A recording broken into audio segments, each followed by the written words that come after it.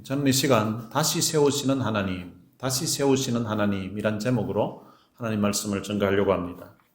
역대하 36장은 역대하의 마지막 장입니다. 이 마지막 장인 36장에 유다의 마지막 왕인 4명의 왕의 그 기록이 담겨져 있습니다. 이 4명의 왕 중에 3명은 요시야 왕의 아들들입니다. 그리고 1명은 요시야 왕의 손자입니다. 요시야는 유다의 역사 가운데서 하나님 앞에 가장 바르게 섰고 선한 왕입니다. 열왕기하 23장 25절에 보면 요시야의 그 삶을 이렇게 기록하고 있습니다. 요시야와 같이 마음을 다하며 뜻을 다하며 힘을 다하여 모세의 모든 율법을 따라 여호와께로 돌이킨 왕은 요시야 전에도 없었고 후에도 그와 같은 자가 없었더라.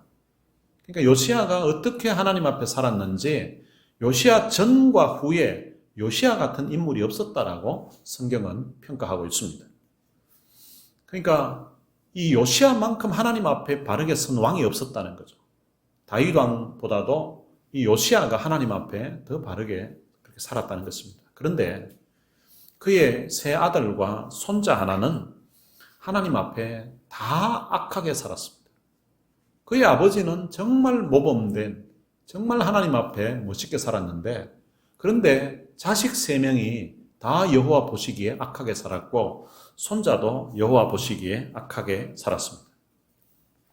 이런 것들을 보면 부모가 아무리 참 어떤 모양으로는 잘 살아도 그 자식들이 그 부모의 모습을 그대로 본받지 않는 경우가 있다는 것입니다. 혹시 여러분들의 자녀가 참 효자고 효녀고 믿음으로 살면 그거 하나님의 은혜인 줄 아셔야 됩니다. 내가 잘한다고 해서 되는 게 아니에요. 요시야 같은 그런 왕이 없었는데 그런데 자식 3명 손자까지 다 여호와 보시기에 악하게 살았다는 것입니다. 이런 것들을 보면 사람이 얼마나 악한 존재인지를 우리가 알 수 있습니다. 그런데 이 역대하 36장에 나오는 이 4명의 왕들 보면 자기 선대 왕들도 여호와 보시기에 악하게 살다가 다 망하는 모습을 그들이 봤습니다. 그리고 심지어는 자기 형제들이 여호와 보시기에 악하게 살다가 망하는 모습을 자기들이 봤어요.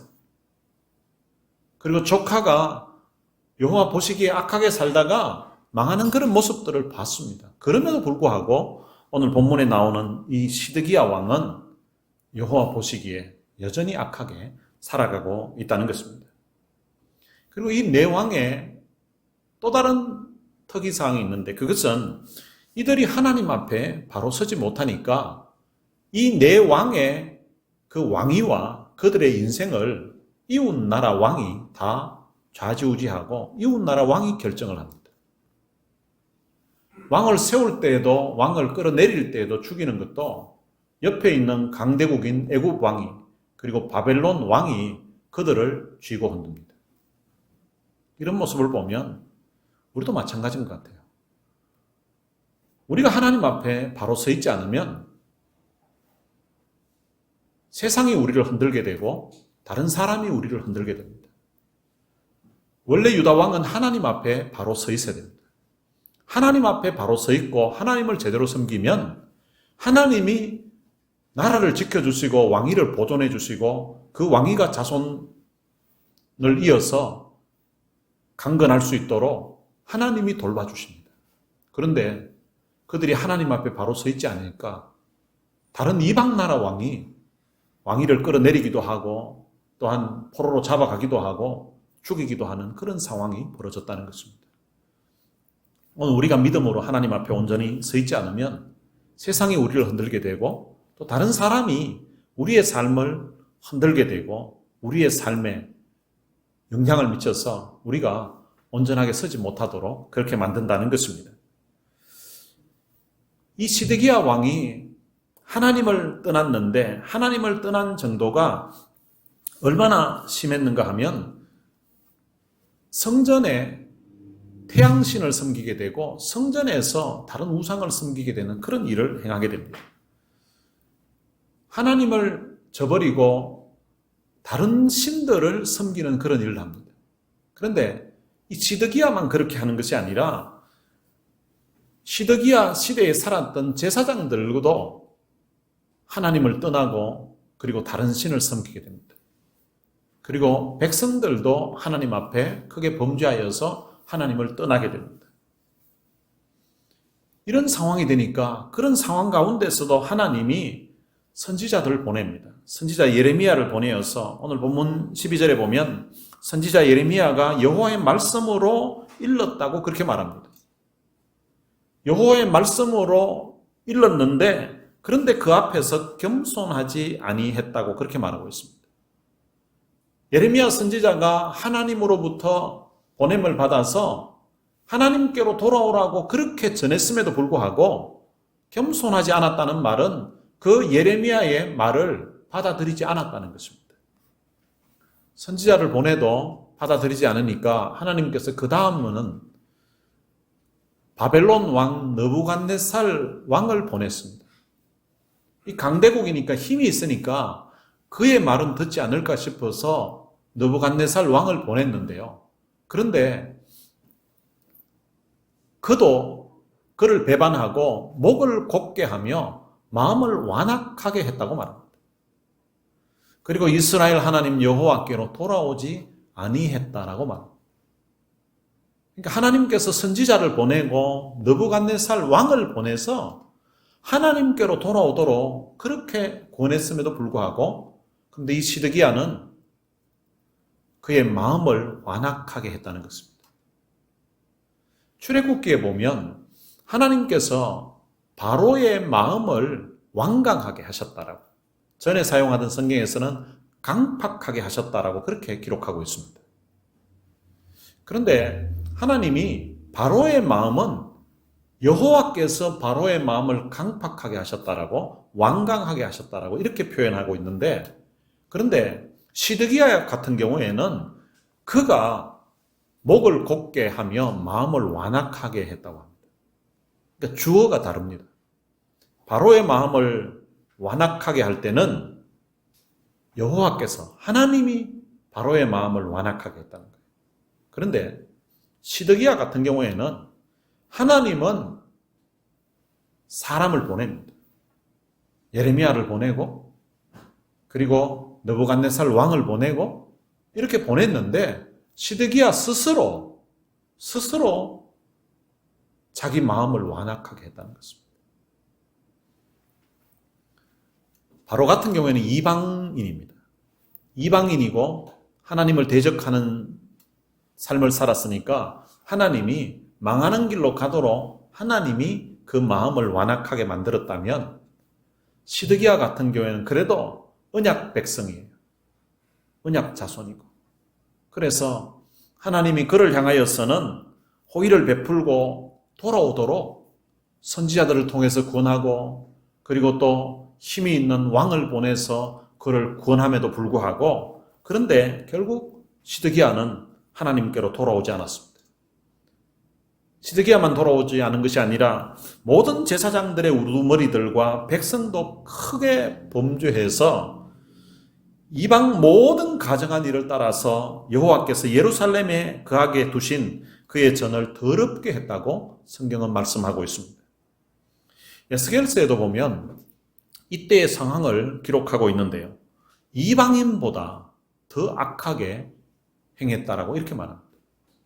하나님의 백성들이 하나님께 받은 그 은혜를 저버리고 하나님을 배반해서 이방 신들을 섬기고 오히려 이방인들보다 더 악하게 하나님 앞에 행했다라고 그렇게 말하고 있습니다. 심지어는 태양신을 여호와의 전에서 섬기는 그런 일까지 행했습니다. 여호와의 전 그 성전에서 태양신을 섬겼다면 그 일을 누가 했겠습니까? 일반 백성들은 성전에 들어가서 제사를 집례할 수가 없습니다. 그러면 제사장들이 그 일을 했다는 거예요. 원래 제사장들은 하나님을 섬기도록 부름을 받은 사람입니다. 그런데 이들이 하나님을 섬기지 아니하고 여호와의 전인 성전에서 다른 이방신에게 제사를 드리는 이런 짓을 행했다는 것입니다. 에스겔서 14장 5절에 보면 이스라엘 족속이 다 그 우상으로 말미암아 하나님을 배반했다고 그렇게 말합니다. 왕도 하나님의 은혜를 저버리고 선지자를 보냈음에도 불구하고 돌아오지 아니하고 바벨론 왕을 보냈음에도 불구하고 마음을 완악하게 하고 그리고 제사장들과 백성들까지 다 하나님께 등을 돌렸다는 거예요. 그런데 놀라운 것은 15절에 보면 그 조상들의 하나님 여호와께서 그의 백성과 그 거하시는 곳을 아끼셨다고 그렇게 말씀하고 있습니다. 다 떠나갔는데 다 하나님의 은혜를 저버리고 오히려 우상을 숭배하고 있는 이런 상황에까지 이르렀는데 그럼에도 불구하고 하나님께서 그 백성들을 아끼셨다는 거예요. 그리고 그 거하는 처소를 하나님이 아끼셨다고 그렇게 말합니다. 이 아꼈다는 말은 하나님이 긍휼히 여겼다는 말이에요. 하나님이 불쌍히 여겼다는 말이에요. 하나님이 그 이스라엘 백성들을 불쌍히 여기셔서 하나님이 하신 일이 있는데 그의 사신들을 그 백성에게 보내어 이루셨다고 말합니다. 이 그의 사신이란 말은 선지자를 이야기하는 거죠. 하나님이 선지자들을 보내어서 그 백성들에게 하나님이 돌아오라고 말씀했다는 것입니다. 다 하나님을 떠나갔는데 오늘 본문은 남유다 백성들이라면 북이스라엘 백성들도 마찬가지였습니다. 북이스라엘 백성들도 다 이렇게 하나님의 은혜를 저버리고 다 떠나갔습니다. 북이스라엘의 그 상황을 선지자 호세아서에서 이렇게 말합니다. 다 떠나간 그 이스라엘 백성들을 향하여서 범죄하고 하나님 앞에 악하게 살아가는 그런 백성들을 향하여서 하나님의 마음이 어떤가 하면 에브라임이여 내가 어찌 너를 놓겠느냐 이스라엘이여 내가 어찌 너를 버리겠느냐 내가 어찌 너를 아드마같이 놓겠느냐 어찌 너를 스보임같이 두겠느냐 내 마음이 내 속에서 돌이키어 나의 긍휼이 온전히 불붙듯 하도다. 이 에브라임은 북이스라엘 중에서 가장 강한 지파예요. 그러니까 이 에브라임이 곧 이스라엘을 이야기하는 것입니다. 이스라엘이여 내가 어찌 너를 놓겠느냐 이스라엘이여 내가 어찌 너를 버리겠느냐. 지금 하나님의 은혜를 저버리고 다 떠나갔는데 떠나가서 심지어는 하나님을 기억조차 하지 않는데 그럼에도 불구하고 하나님께서 하시는 말씀은 내가 너를 놓을 수가 없다는 거예요. 내가 너를 버릴 수가 없다는 거예요. 내가 어찌 너를 스보임같이 두겠느냐 어떻게 아드마같이 놓겠느냐 이렇게 이야기했습니다. 이 아드마와 스보임은 소돔과 고모라 옆에 있던 성입니다. 우리는 소돔 고모라가 이제 하나님 앞에 범죄에서 망한 줄로 그렇게 알고 있는데 그때 소돔 고모라와 함께 같이 망했던 성이 두 성이 더 있습니다. 그게 바로 아드마와 스보임이에요. 그러니까 이 아드마와 이 스보임은 그 자리에 소돔과 고모라를 넣으면 똑같은 의미입니다. 내가 어찌 너를 소돔같이 놓겠느냐 어찌 너를 고모라같이 두겠느냐. 소돔처럼 고모라처럼 그렇게 범죄했음에도 불구하고 하나님이 그걸 포기하지를 못하겠다는 거예요. 그래서 하나님이 내 마음이 내 속에서 돌이키어 나의 긍휼이 온전히 불붙듯 하도다. 하나님이 그 마음을 돌이켰다는 거예요. 이 마음을 돌이켰다는 말은 마음을 뒤집어 엎었다는 말이에요. 사실은 그 범죄한 그 백성들을 뒤집어 엎어야 되는데 근데 하나님이 그들을 용서하고 싶은 마음이 막 불붙듯 일어나는 거예요. 그래서 하나님이 그 백성들을 못 뒤집어 엎고 하나님 마음을 뒤집어 엎은 거예요. 그렇게 해서 하신 일이 있는데 아들을 십자가에 못 박혀 죽게 하신 것입니다. 원래는 범죄한 백성들을 심판하고 죽여야 될 판인데 근데 하나님 자기 마음을 뒤집어 엎은 거예요. 그래서 자기 하나밖에 없는 아들을 십자가에 내어주셔서 그들의 모든 죄를 다 용서해 주시기로 그렇게 하신 분.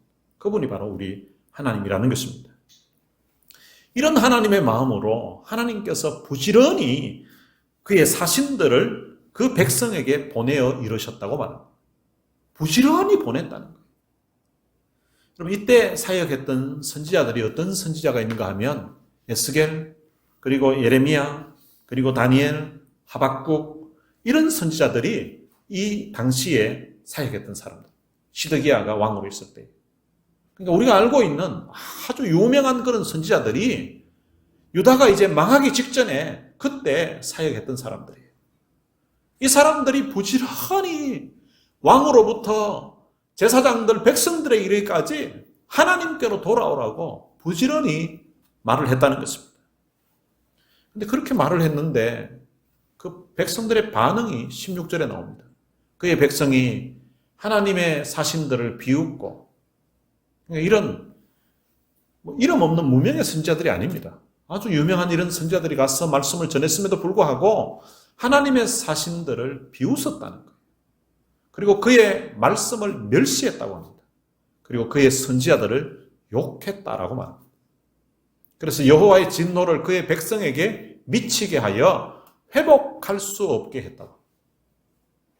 하나님이 그들을 긍휼히 여기고 하나님이 그들을 용서하고 싶은 그런 불붙는 마음으로 그의 선지자들을 부지런히 보냈음에도 불구하고, 그런데 그의 백성이 오히려 그 선지자들을 비웃고 그리고 말씀을 멸시하고 욕을 했다고 합니다. 근데 사실은 욕만 한 것이 아니라 선지자들을 옥에 가두고 죽이고 하는 일까지 행했습니다. 그래서 회복할 수 없게끔 하나님이 심판하지 않고는 다른 방법이 없도록 그 백성들이 그렇게 했다는 것입니다. 그래서 어쩔 수 없이 17절에 보면 하나님이 갈대아 왕의 손에 그들을 넘기셨다라고 말합니다. 하나님이 어쩔 수 없이 아무리 말로 타이르고 권면하고 해도 안 되니까 하나님이 어쩔 수 없이 갈대아 왕의 손에 그들을 넘겼다는 것입니다. 근데 그렇게 넘겼더니 이 갈대아 왕은 그들에게 긍휼을 베풀지 않았다는 것입니다. 칼로 청년들을 죽이고 그리고 청년 남녀와 노인과 병약한 사람들을 긍휼히 여기지 않았다는 것입니다. 그리고 하나님의 전에 큰 그릇, 작은 그릇들, 그리고 여호와의 전에 있는 보물들, 그리고 왕이 가지고 있었던 것, 백성들의 지도자들이 가지고 있었던 그런 모든 보물들을 다 바벨론으로 빼앗아 갔다는 것입니다. 그리고 하나님의 전은 불살랐고 예루살렘 성벽은 헐었고 그리고 궁 안에 있었던 모든 그런 궁실들을 다 불살랐고 모든 귀한 그릇들을 다 부수었다고 그렇게 말합니다. 유다가 시드기야 왕 때에 드디어 완전히 망한 것입니다. 자, 이런 나라가 망하면 끝이 난 거잖아요. 다 끝난 것 같은데, 그런데 하나님이 여전히 일하고 계심을 그 다음 절에서 말씀하고 있습니다. 칼에서 살아남은 자를 그가 바벨론으로 사로잡아가며 무리가 거기서 갈대아 왕과 그의 자손의 노예가 되어 바사국이 통치할 때까지 이르렀다고 말합니다. 이 기간이 70년 기간입니다. 70년 기간 동안 살아남아서 바벨론의 포로로 잡혀갔던 사람들은 그곳에서 노예 생활하면서 포로 생활을 했다는 것입니다. 나라가 망했으면 끝난 거 아니겠습니까? 근데 끝난 그 상황인데, 근데 하나님은 여전히 일하고 계셨다는 것을 21절에서 이렇게 표현합니다. 이에 토지가 황폐하여 땅이 안식년을 누린같이 안식하여 70년을 지냈으니 여호와께서 예레미야의 입으로 하신 말씀이 이루어졌더라. 하나님께서 예레미야에게 하셨던 말씀이 있습니다. 예레미야를 통하여서 예레미야 29장 10절에 보면 바벨론에서 70년이 차면 이곳으로 돌아올 것이라고 예레미야를 통하여서 말씀하셨는데 하나님은 그 말씀을 이루셨다라고 말합니다. 그럼 70년 동안 거기서 무엇을 했는가? 유다 백성들이 그 70년 동안 그곳에 있으면서 이제 하나님이 누구신지를 그곳에서 깨닫게 됩니다. 그리고 하나님을 간절히 찾고자 하는 그런 마음을 그들이 가지게 됩니다. 그래서 그곳에서 이제 하나님께로 돌아옵니다. 예레미야 24장 7절에 그 내용을 이렇게 표현합니다. 내가 여호와인 줄 아는 마음을 그들에게 주어서 그들이 전심으로 내게 돌아오게 하겠다라고 그렇게 말씀합니다. 그들은 내 백성이 되겠고 나는 그들의 하나님이 되리라. 하나님이 그 70년 동안 바벨론 포로 생활하면서 여호와인 줄 아는 마음을 주시겠다는 것입니다. 전에 그들이 자유롭게 살 때, 그리고 그들이 편하게 살 때는 여호와가 누군지를 잘 몰랐었는데, 그런데 나라를 잃고 바벨론에서 성전에서는 멀리 떨어져 살면서 여호와 그분이 누구신지 그분을 알고자 하는 마음을 주시고 그분을 찾고자 하는 마음을 하나님이 주시겠다고 말씀하고 있습니다. 노예 생활하면서 그곳에서 하나님을 찾는 마음을 주시는 것입니다. 우리가 생각해 보면 나라가 망했으면 이제 끝난 건 아니겠어요? 그런데 그 끝난 것이 역사적으로 보면 유다의 역사는 끝이 났지만 그런데 하나님은 여전히 일하고 계셨다는 것입니다. 오히려 하나님은 그 70년이라는 기간 동안 흩어져 있었던 그 이스라엘 족속들 마음속에 여호와가 누군지를 알게 하시고 하나님을 찾고자 하는 그런 마음을 주셨다는 것입니다. 우리의 삶에도 마찬가지인 것 같습니다. 때때로 우리의 삶에도 우리가 고난을 당할 때가 있고 우리가 계획하고 추진하던 일들이 막히게 되고 때로는 실패할 때가 있습니다. 때로는 사업에 부도가 나기도 하고 직장에서 해고를 당하기도 하고 때로는 어려움을 당할 때가 있습니다. 어떤 때는 더 이상 회복할 수 없을 것 같은 그런 상황에 놓일 때가 있습니다. 그러면 우리는 끝났다고 생각합니다. 우리는 망했다고 생각합니다. 그런데 그때 하나님은 일하고 계신다는 것입니다. 그때 우리로 하여금 전에 알지 못했던 그 하나님이 어떤 분인지를 알게 한다는 것입니다. 그리고 하나님을 간절히 찾게끔 한다는 것입니다. 우리는 생각할 때에 내 생각과 내 계획이 망가지고 무너지고 이것이 끝나면은 하나님의 계획도 하나님도 실패했다고 이렇게 생각합니다. 그렇지 않다는 것입니다. 내 계획의 실패가 하나님의 실패가 아니라는 거예요.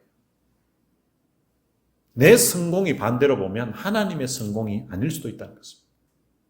오히려 내 성공이 하나님을 떠나게 만든다면 하나님의 어떤 관점에서 보면 그것은 실패한 모습일 수 있습니다. 그런데 인생의 실패가, 인생의 고난이 오히려 그때 하나님을 찾게 되고 하나님을 알게 되는 마음을 가지게 된다면 그것은 하나님의 계획 속에 있는 것이고 그리고 하나님에게 있어서는 그 계획이 성공한 것이라는 것을 알 수가 있습니다. 역대기는 이 바벨론에 살고 있던 그 에스라가 나라가 망한 다음에 기록한 책입니다. 나라가 망하고 바벨론의 속국이 되고 백성들은 포로로 끌려와서 노예 생활을 하고 있습니다. 그런 가운데 하나님께서 에스라의 마음에 감동을 주신 거예요. 이 역대 상과 하를 기록하도록 감동을 주셔서 기록을 한 것입니다. 북이스라엘과 남유다는 망해버렸어도 하나님은 여전히 일하고 계신다는 것을, 그리고 이런 끝난 것 같은 상황에서도 하나님은 다시 회복시키고 있다는 것을, 다시 나라를 세우신다는 것을 알려주고 있는 것입니다. 특별히 구약에 보면 나라가 망한 다음에 기록된 성경이 많이 있습니다. 우리가 지금 쭉 보았던 역대상하, 이것이 나라가 망한 다음에 기록된 책이고요. 그리고 에스라, 느헤미야, 그리고 에스겔, 다니엘, 학개, 스가랴, 말라기, 이런 모든 책들이 나라가 망한 다음에 기록한 책들입니다. 나라는 망했지만 여전히 하나님께서는 일하고 계신다는 것입니다. 바로 그런 망한 가운데에서 하나님이 여호와인 줄, 하나님이 참신인 줄 아는 그런 마음을 그 백성들에게 주시기 위해서 그들의 삶에 이런 고난이, 어려움이 찾아왔다는 것을 이야기하고 있는 것입니다. 우리는 큰 실패를 하고 때로는 실수를 하게 되면 인생에 문제가 생기면 우리는 끝이 났다고 그렇게 생각합니다. 그런데 이 생각은 우리의 잘못된 생각이라는 것입니다. 엄밀히 말하면 나의 계획의 실패일 뿐 하나님의 실패는 아니라는 것입니다. 내가 실패한다고 해서 하나님이 실패한 것이 아니라는 것입니다. 오히려 나의 계획은 실패할 수 있지만 하나님은 여전히 내 인생을 두고서 계속해서 일을 하고 계신다는 것입니다. 하나님은 사람들이 스스로 계획했던 일이 망가지고 그리고 또 인생에 있어서 철저하게 실패를 경험할 때에 그때에도 하나님은 여전히 일하고 계시고 여전히 하나님은 그들 가운데 함께 하신다는 것을 우리들에게 이 역대기를 통하여서 알려주고 있습니다. 그리고 또한 하나님은 그런 절망 가운데서 일으키시는 분이 바로 하나님이라는 것을 오늘 본문 마지막 부분에 말씀하고 있습니다.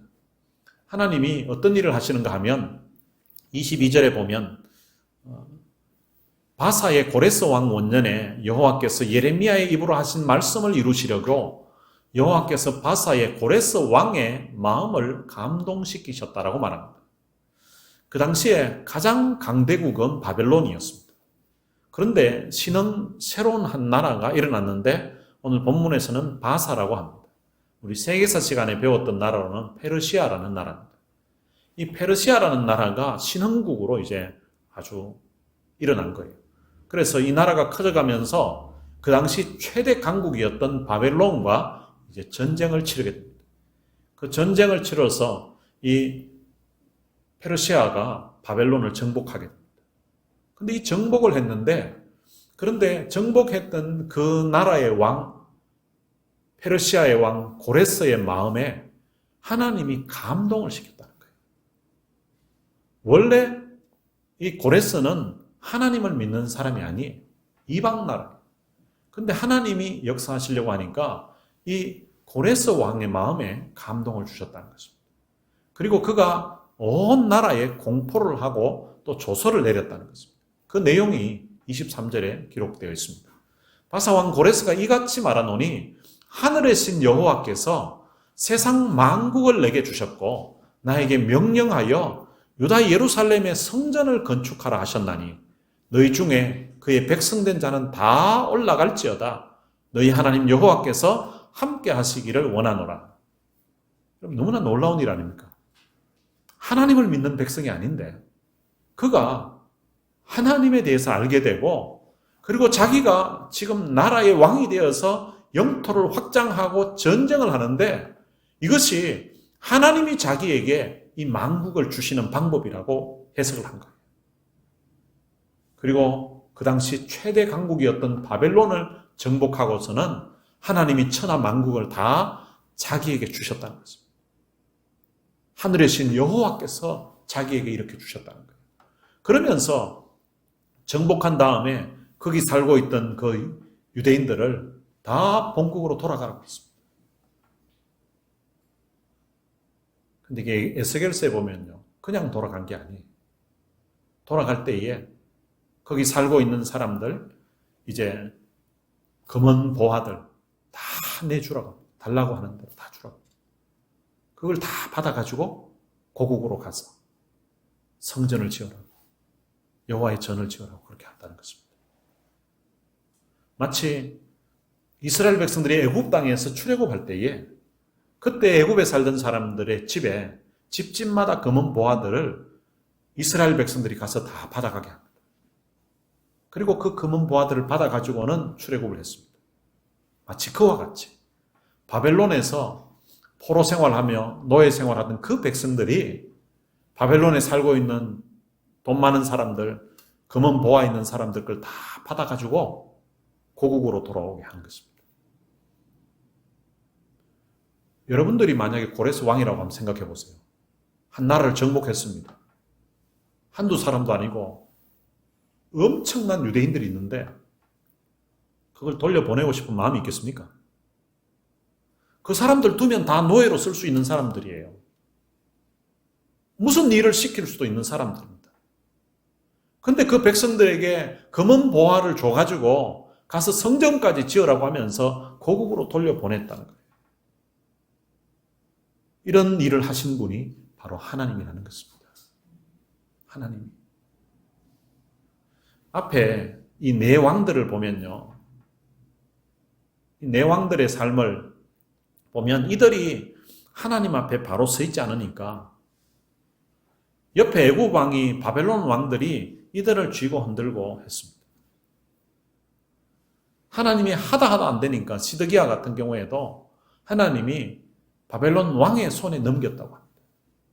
그런데 70년 동안 포로 생활하면서 그들 마음에 하나님이 누군지를 알게 되고 그리고 하나님을 찾고자 하는 그런 간절한 마음이 생기니까 그들 중심이 하나님께 가 있으니까 하나님이 전에는 하나님 앞에 중심이 서 있지 않으니까 다른 이방 나라 왕들이 와서 삶을 흔들고 죽이기까지 했는데 근데 이제는 하나님 앞에 중심이 서 있으니까 이들이 스스로 바벨론에서 독립할 꿈도 못 꿉니다.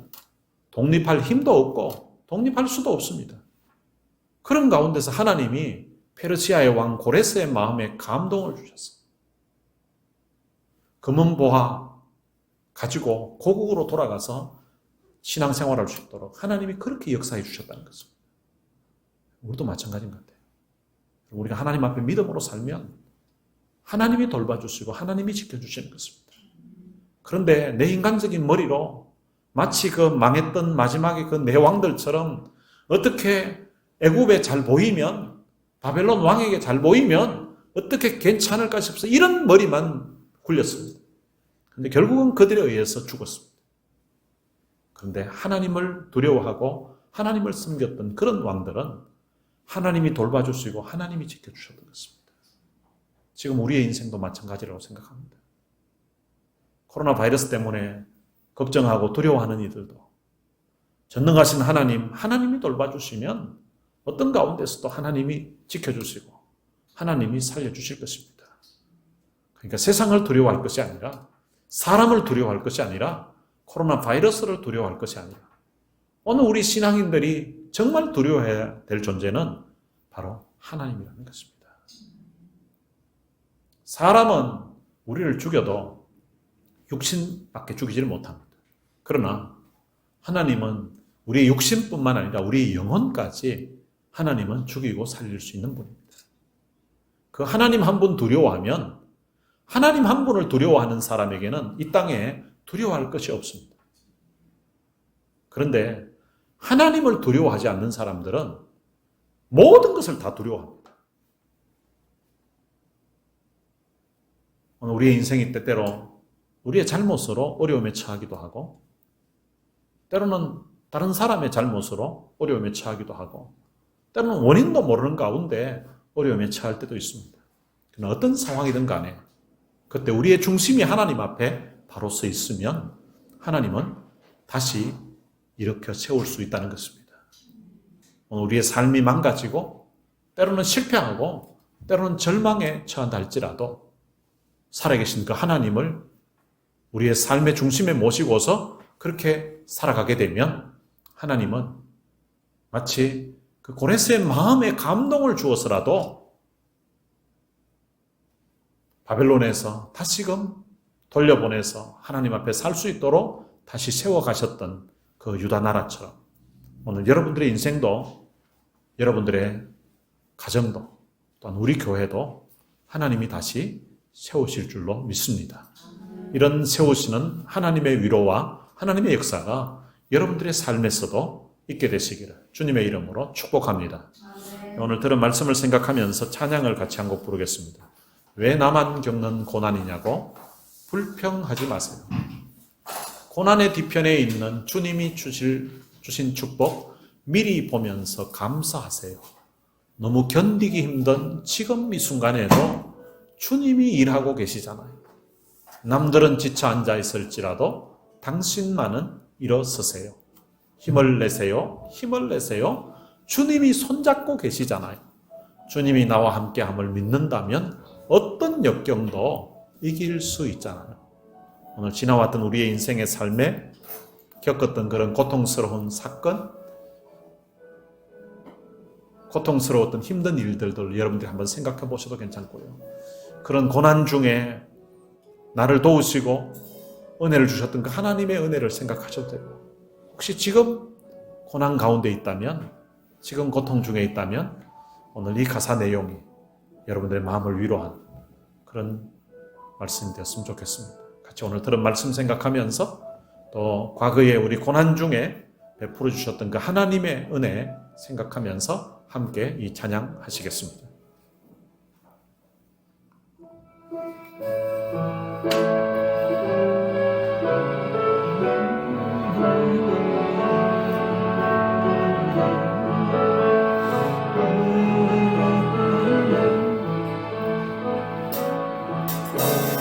왜 나만 겪는 고난이냐고 불평하지 마세요. 고난의 뒤편에 있는 주님이 주신 축복 미리 보면서 감사하세요.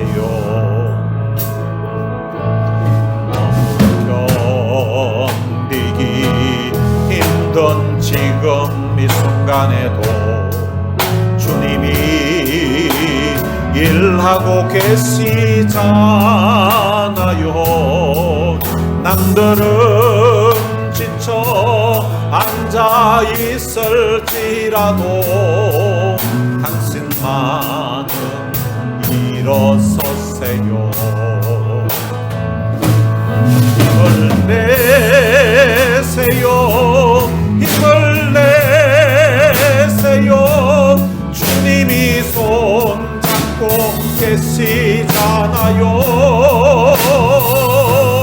주님이 나와 함께함을 믿는다면 어떤 역경도 이길 수 있잖아요. 왜 이런 슬픔 찾아왔는지 원망하지 마세요.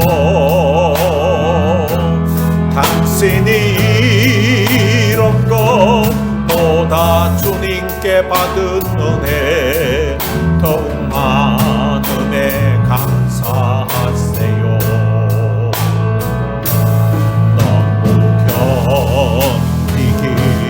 힘든 지금 이 순간에도 주님이 일하고 계시잖아요. 남들은 지쳐 앉아 있을지라도 당신만은 일어서세요. 힘을 내세요. 힘을 내세요. 주님이 손 잡고 계시잖아요. 주님이 나와 함께함을 믿다면 어떤 고난도 이길 수 있잖아요. 왜 이런 슬픔 찾아왔는지, 왜 이런 슬픔 찾아왔는지 원망하지 마세요. 당신이 이런 것보다 주님께 받은 은혜 더욱 많음에 감사하세요.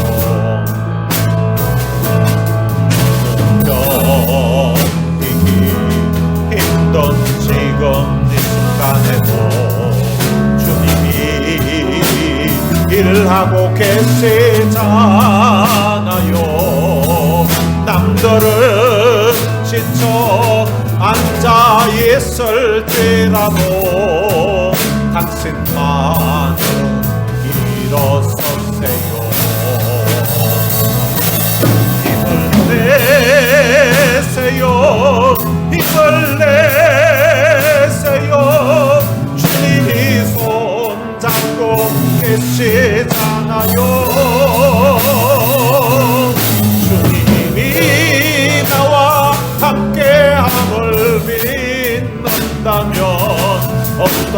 고난도 이길 수 있잖아요.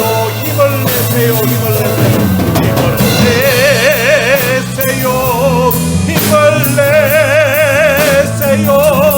주님이 손잡고 계시잖아요. 주님이 나와 함께함을 믿는다면 어떤 고난도 이길 수 있잖아요. 오늘 들은 말씀을 생각하면서 또 함께 불렀던 이 찬양 생각하면서 우리 같이 한번 기도했으면 좋겠습니다. 하나님이 우리 인생에도 때로는 고난을 주시기도 하고 남들이 참 겪지 않는, 남들이 알지 못하는 그런 고통의 문제를 경험하게 하시기도 합니다.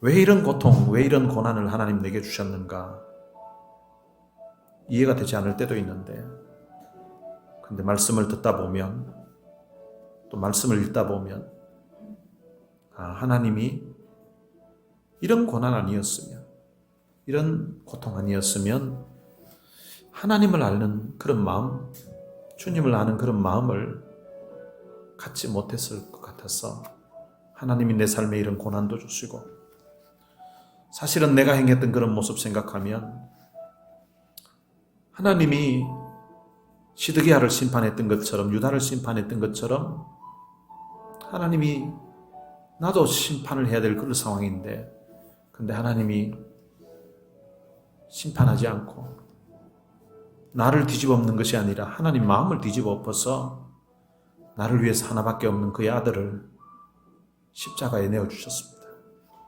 그 십자가의 사랑, 그 십자가의 은혜로 내가 죄사함 받고 하나님의 자녀가 되어서 하나님을 아버지로 모시면서 살 수 있도록 하는 이런 귀한 은혜를 주셨습니다. 이런 은혜 주신 그 하나님 앞에 받은 은혜, 받은 사랑 생각하면서 하나님, 내 삶에 고난 주신 것도 알고 보니 하나님의 은혜였습니다.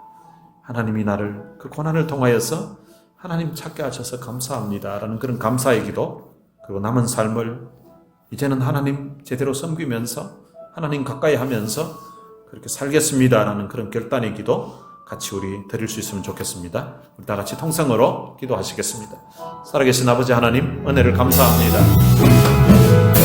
오늘 말씀을 통하여서 우리의 삶에 무엇이 잘못되었는지, 그리고 우리가 어떻게 살아야 되는지를 깨닫게 해주셔서 감사합니다.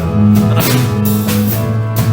수없이 하나님의 말씀을 통하여서 권면해 주시고 말씀을 통하여서 들려주시고 수없이 하나님 앞에 돌아올 것을 말씀하셨음에도 불구하고 깨닫지 못하고 받아들이지 않았던 시드기야의 삶, 결국은 망하게 되었고 하나님을 떠나서 성공한 인생이 있을 수 없고 하나님을 떠나서 이 땅에서 행복을 누릴 수 없다는 사실, 오늘 말씀을 통하여서 깨닫게 해주신 것을 참으로 감사합니다.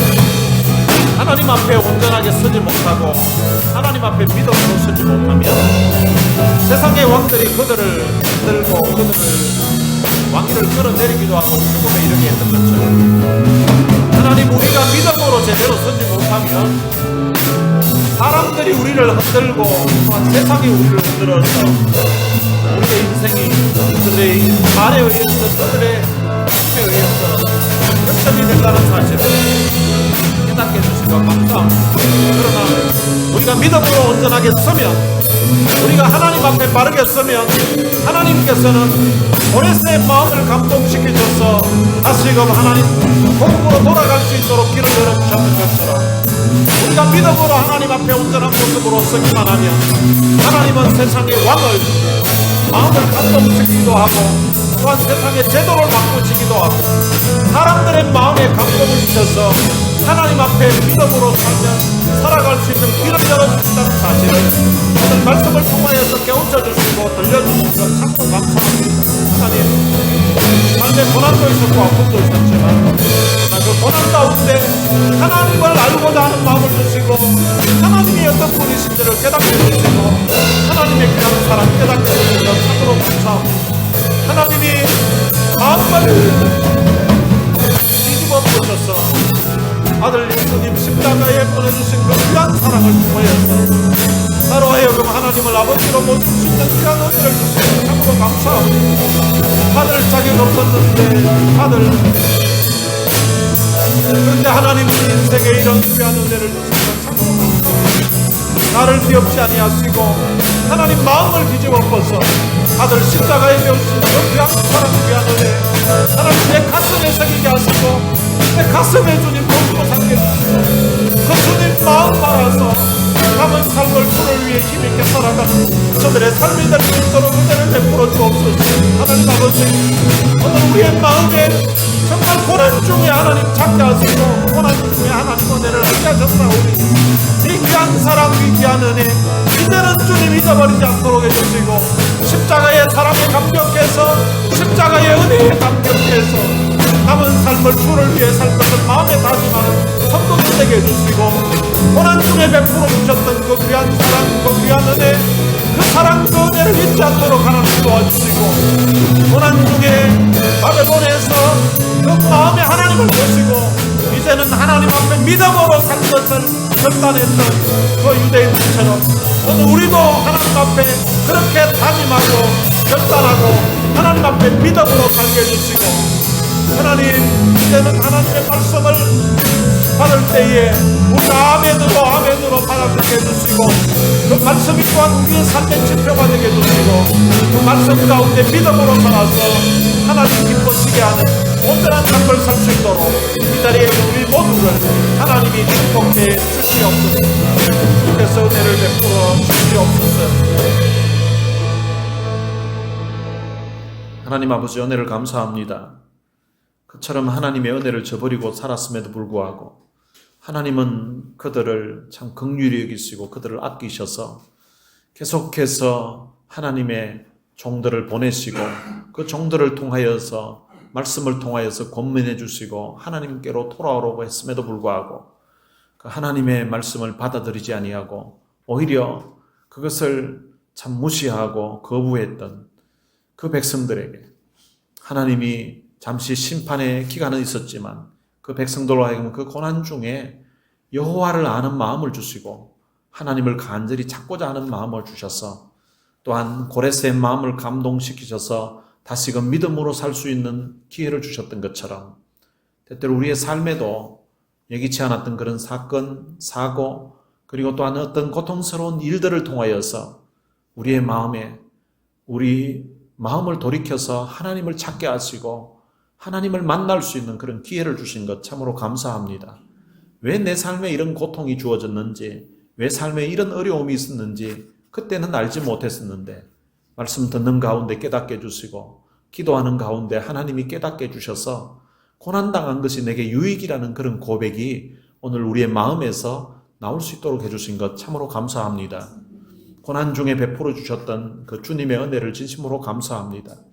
때때로 우리의 과오로 우리가 하나님의 은혜를 저버리고 살아서 당했던 그런 문제들은 하나님 우리가 하나님 앞에 하나님 마음을 아프게 했던 것 비하면 그건 아무것도 아니라는 것을 깨닫게 해주시고 하나님이 우리를 뒤집어 엎지 아니하시고 하나님의 마음을 뒤집어 엎어서 하나밖에 없는 아들 예수님을 십자가에 못 박혀 죽게 하시고 그 흘리신 보혈의 피를 통하여서 그 죽음을 통하여서 우리의 죄를 사해 주시고 우리를 하나님의 귀한 자녀 삼아 주신 것 참으로 감사합니다.